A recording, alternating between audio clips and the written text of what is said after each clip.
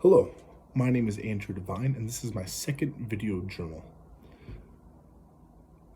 During this section of the class, we talked primarily about the Revolutionary War.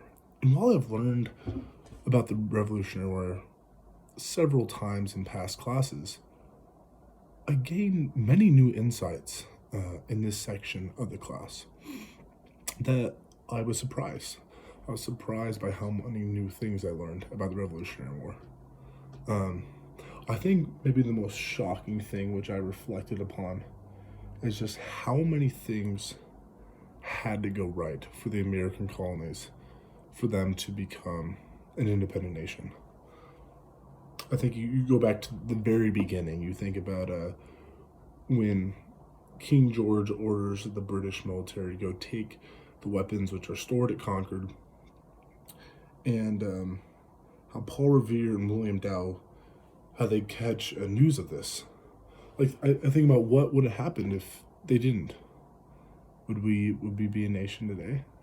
Because then they were able to spread the news, and the militias were able to defend the weapons, and that ends up being the very starting point, the spark, which leads to the revolution. And all the other kind of weird things. I mean, one thing that was astonishing is the fact that King George was the first to mention independence, American independence. I mean, I really think that he is an idiot. I think if King George would have been a good leader, a good king, a smart king, prudent king, I don't think that America would be independent today.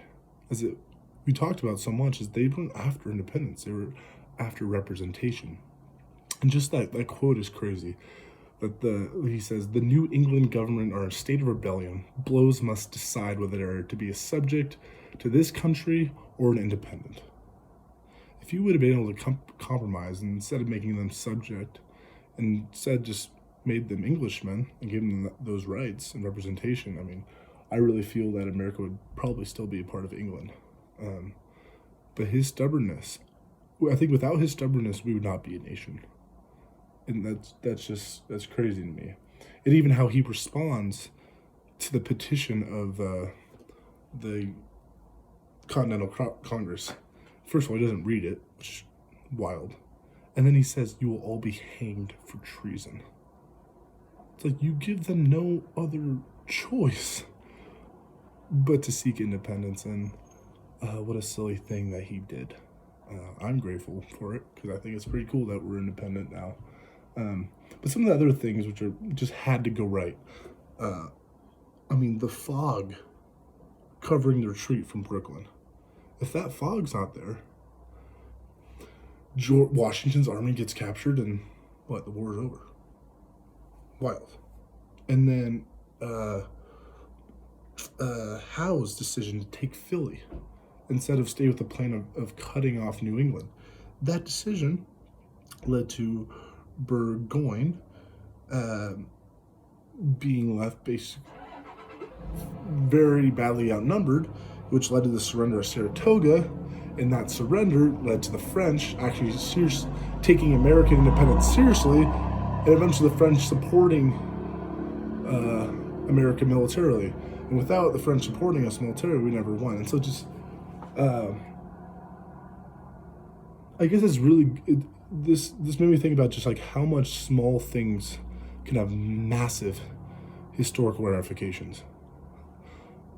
Because like the smallest thing of, the smallest thing of,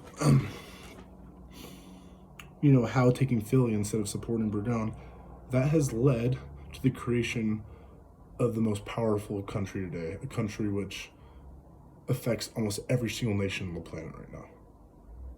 That's wild. And I guess for us today, that means that we need to take every political and every individual choice very seriously, because it could have massive historical ramifications that affect people's lives.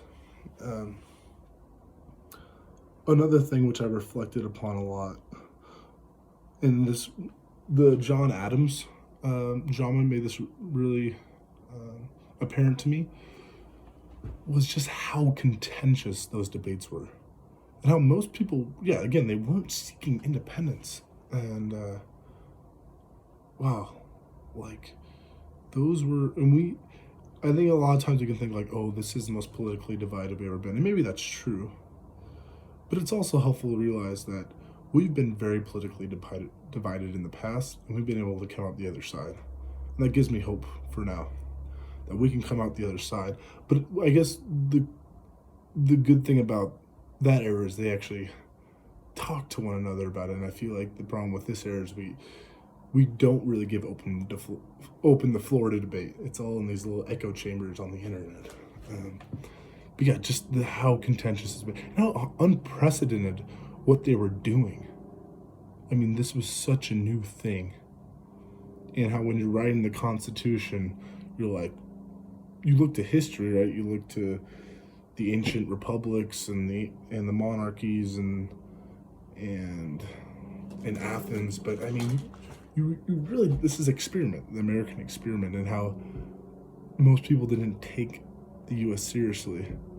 But even like we have the 2-term limit, but that whole precedent was decided by George Washington.